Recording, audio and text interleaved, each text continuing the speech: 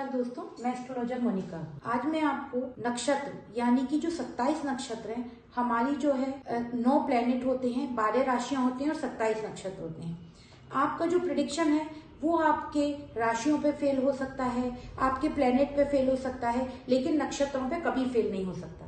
और अगर आपको किसी का पेंडिंग कर्मा जानना है या पेंडिंग कर्मा प्रेडिक्ट करना है या देखना है कि उसके फोर फादर की लाइफ में क्या चल रहा है, तो आपको नक्षत्र के बिना प्रिडिक्शन नहीं कर सकते। और इसके अलावा भी अगर आपने कई नक्षत्रों को नेग्लेक्ट कर दिया तो इसका मतलब है कि आपका प्रिडिक्शन जो है या आपका काम जो है वो आधा अधूरा है।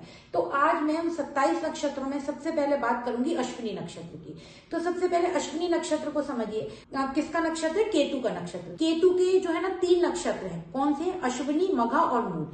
तीनों के एट्रीब्यूट अलग अलग है। अश्विनी का अलग है, मघा का अलग है और मूल का अलग है। ठीक है, जब आप नक्षत्र पढ़ेंगे तो आपको समझ में आएगा कि हर प्लेनेट के 3 नक्षत्र हैं, लेकिन तीनों का जो क्वालिटी है, जो नेचर है, वो बिल्कुल डिफरेंट है।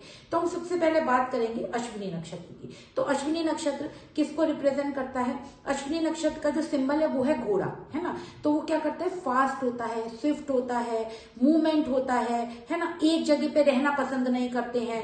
ये एक सिंपल प्रिडिक्शन है उसका। लेकिन अश्विनी नक्षत्र किससे जोड़ा गया है? अश्विनी नक्षत्र सूर्य के जो पुत्र थे अश्विनी कुमार, उनसे जोड़ा गया है। इसकी स्टोरी क्या है? इसकी स्टोरी ये है कि अश्विनी कुमार कौन है? सूर्य पुत्र है। तो जो सूर्य देव है उनकी 2 पत्नियां थी। वो कौन थी? छाया और संज्ञा। संज्ञा थी, वो संध्या नहीं थी, संज्ञा थी। तो संज्ञा जब सूर्य देव का ताप सहन नहीं कर पाई तो वो जो है उनको छोड़ के चली गई। तो जब वो छोड़ के चली गई तो वो अपनी छाया को छोड़कर उनके पास में, यानी कि उनको इल्यूजन क्रिएट कर गई कि ये आपका, क्योंकि केतु इल्यूजन का भी कारक है, कि ये संज्ञा के रूप में रहे। फिर जब बहुत लंबी स्टोरी है, तो जब उन्हें ये पता चला कि जो मेरी पत्नी है वो मतलब मेरा ताप सहन नहीं कर पाई है और वो चली गई है, तो वो उन्हें ढूंढने गए। तो जब वो उन्हें ढूंढने गए तो उन्होंने, जो संज्ञा थी, उन्होंने घोड़े का रूप ले लिया। और तो जो सूर्य देव थे उन्होंने भी घोड़े का रूप ले लिया और वहां पे उनके साथ में इंटरेक्शन करा। तो जो है ना उनके नोस्ट्रिल से, यानी कि ब्रीदिंग से अश्विनी कुमार पैदा हुए। तो जहां पे भी अश्विनी नक्षत्र होता है वहां पर एक तो कहीं ना कहीं घोड़े के एट्रीब्यूट आते हैं। वो फास्ट होता है, स्विफ्ट होता है, जैसे मैंने आपको बताया। और इसके अलावा जहां अश्विनी नक्षत्र पड़ा होता है वहां ड्युअलिटी होती है, क्योंकि वो कौन पैदा हुए थे? दो अश्विनी पुत्र पैदा हुए थे। तो मैं आपको एक हॉरोस्कोप के हिसाब से समझाऊंगी कि अश्विनी नक्षत्र आपको कैसे काम करता है। सबसे पहले तो आपको ये देखना है कि अश्विनी नक्षत्र का कौन सी राशि में आएगा? मेष राशि में। तो मेष राशि में जैसे ये चंद्र जो है ना अश्विनी नक्षत्र में है, तो अब आप देखिए कि 4th हाउस में, और सबसे, क्योंकि अश्विनी कुमार थे, हीलर थे, तो जहां पे आपका अश्विनी नक्षत्र होगा वहां पे आप बहुत बड़ी हीलिंग, जरूरी नहीं आप कोई डॉक्टर ही हो, आप कोई वैद्य ही हो, लेकिन वहां पे आपको लोगों की मदद करना, लोगों के लिए काम करना। जैसे इस हॉरोस्कोप में 4th हाउस में चंद्र बैठे, तो चंद्र किसका कारक है? मदर का कारक है। तो इनकी मदर का नेचर कैसा होगा? वो थोड़ा सॉफ्ट होंगी, दूसरों की मदद करना, इमोशनल होंगी। दूसरा मैंने बोला ड्युअलिटी, क्योंकि वहां भी आप देखेंगे सूर्यदेव की लाइफ में ड्युअलिटी रही थी। उनको उनकी एक पत्नी छोड़कर चली गई थी। तो यहाँ क्या होता है? कहीं ना कहीं रिलेशनशिप में प्रॉब्लम होती है। जैसे कि 4th हाउस किसका होता है? घर का होता है। तो इनकी फैमिली में किसी की 2 शादी होना, मदर की लाइफ में थोड़ी हार्डशिप रहना, मदर को कहीं कोई मतलब थोड़ी सी प्रॉब्लम रहना, बहुत लाइफ स्मूथ नहीं रहना, या मदर को हेल्थ इश्यूज होना। इसके अलावा अब आप ये देखिए चंद्र जो है ना किसकी राशि में बैठे हैं? मंगल की राशि में। उसकी दूसरी राशि में कौन बैठे हैं? राहु। तो ये क्या योग बनेगा? चंद्र राहु का। तो क्या होगा? जब घर होगा उसके आसपास कोई वाटर सोर्स हो सकता है, बड़ा कुआं हो सकता है, नदी हो सकती है। फैमिली में कोई लेडी, क्योंकि चंद्र कौन होता है? लेडी, उनकी कोई कुएं में कूद के डेथ होना या कोई अननेचुरल तरीके से डेथ होना, है ना। और ट्विंस का, क्योंकि ये वो है, इसमें ट्विंस का बहुत योग होता है, जैसे 2 शादी होना, 2 बच्चे होना। तो फैमिली में किसी के ट्विंस होना या किसी बच्चे का किसी और जगह जाके पढ़ना, ये आपको क्या बताएगा? अश्विनी नक्षत्र बताएगा। इसके अलावा अश्विनी नक्षत्र, अब आप देख, इसके जो लॉर्ड है वो कौन है? केतु है अश्विनी नक्षत्र के। तो केतु कहाँ बैठे हुए हैं? इनके 5th हाउस में बैठे हुए हैं। तो देखिए इनको सबसे इंपॉर्टेंट है, क्योंकि चंद्र के पीछे ही केतु बैठे हुए हैं, तो इनको खुद को ब्रीदिंग इश्यू होना, है ना, सांस लेने में प्रॉब्लम होना, ये इनके साथ जरूर रहेगा। इसके अलावा चंद्र कहाँ के लॉर्ड है? आपको सारी चीजें देखनी पड़ेगी। चंद्र कहाँ के लॉर्ड है? 7th हाउस के लॉर्ड है। तो 7th हाउस किसका होता है? स्पाउस का होता है, रिलेशनशिप का होता है। तो इनके खुद के रिलेशनशिप में कहीं ना कहीं थोड़ी सी प्रॉब्लम रहना, ड्युअलिटी रहना। या 5th हाउस किसका होता है? Love affair. अश्विनी नक्षत्र के लॉर्ड कौन है? केतु। तो ये क्या होगा कि कहीं किसी के साथ में रिलेशनशिप होगा, खत्म हो जाएगा, यानी कि शादी से पहले किसी के साथ रिलेशनशिप बनेगा और खत्म भी होगा। इसके अलावा 5th हाउस किसका होता है? एजुकेशन का होता है। तो एजुकेशन में भी जो एजुकेशन करेंगे वो आगे तक परस्यू नहीं कर पाएंगे, हो सकता है उसमें कहीं ना कोई ब्रेक लगे इनके, या उस कहीं कोई सब्जेक्ट चेंज करें केतु की वजह से।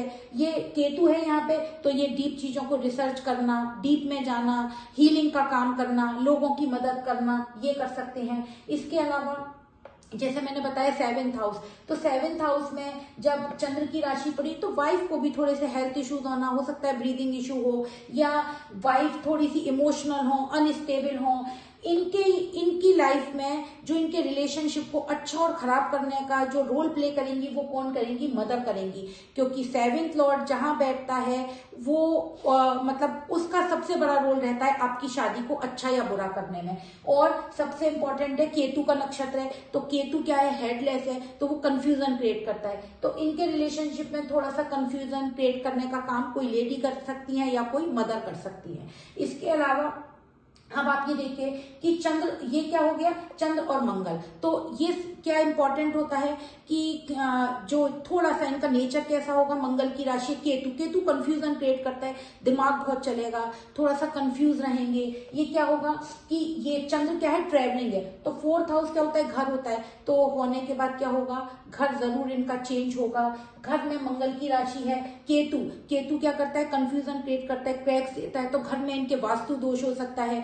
जो 4th हाउस अब हमारे फोर फादर का होता है, तो मास क्या है? लैंड प्रॉपर्टी, और केतु क्या है? औजार होते हैं उसमें काटने वाले। तो फोर फादर के पास बहुत लैंड प्रॉपर्टी होगी, बहुत पैसा होगा, लेकिन क्योंकि उसकी दूसरी राशि में राहु बैठे हुए हैं तो क्या होगा? कहीं ना कहीं चीटिंग होके वो खत्म हो गया होगा, इनके पास वो सारी चीजें नहीं होंगी, है ना, क्योंकि इसके अलावा चंद्र क्या है? रानी है, सूर्य क्या है? राजा है। तो ये क्या है? अब देखिए सूर्य इनके लगन में भी बैठे हुए हैं। अब हम इसमें थोड़ा सा ये भी देखेंगे कि 4th हाउस जो है ना, यहाँ पे दिग्बली कौन होते हैं? वीनस होते हैं, है ना। और सूर्य लगन में बैठे हुए हैं, तो इनके घर में कोई गवर्नमेंट जॉब में भी हो सकता है, ट्रैवलिंग का काम क्या हो सकता है? बर्थ प्लेस से बाहर जाना, या होने के बाद बर्थ प्लेस चेंज करना, कोई गवर्नमेंट जॉब में होना, ये। इसके अलावा जहां भी अश्विनी नक्षत्र होता है उससे 5th हाउस में कहीं ना कहीं कोई ना कोई अफ्लेक्शन होता ही होता है। अगर कोई प्लेनेट होगा तो जरूर होगा, लेकिन अगर प्लेनेट नहीं है, क्यों? क्योंकि अगर आप अश्विनी नक्षत्र की स्टोरी पढ़ेंगे तो अश्विनी नक्षत्र में जो है ना, किसकी स्टोरी बताई गई है कि वहां पे बच्चों को लेकर थोड़ी सी प्रॉब्लम रही है, क्योंकि जो संध्या और छाया थी, तो छाया जो है संध्या के बच्चों से, यम और यमी से थोड़ा सा उनको बहुत गलत ट्रीट करती थी, एक बार उनको चोट भी दी, प्रॉब्लम भी दी। तो यहाँ से 5th हाउस में ये कौन है? मदर से 5th हाउस है। तो क्या होगा कि कहीं मदर का ओवर्शन होना, किसी मदर के किसी बच्चे की होने के बाद, आपके किसी भाई बहन की होने के बाद डेथ हो जाना। इसके अलावा ये 5th हाउस किसका है?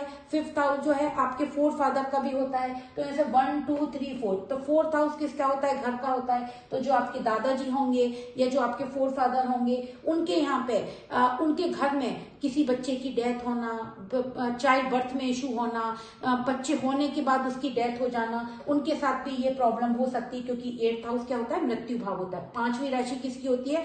बच्चों की होती है, एजुकेशन की होती है। तो एजुकेशन में भी कहीं ना कहीं ट्रांसफॉर्मेशन रहेगा। इसके अलावा चंद्र से 8th हाउस में भी रिफ्लेक्शन होता है।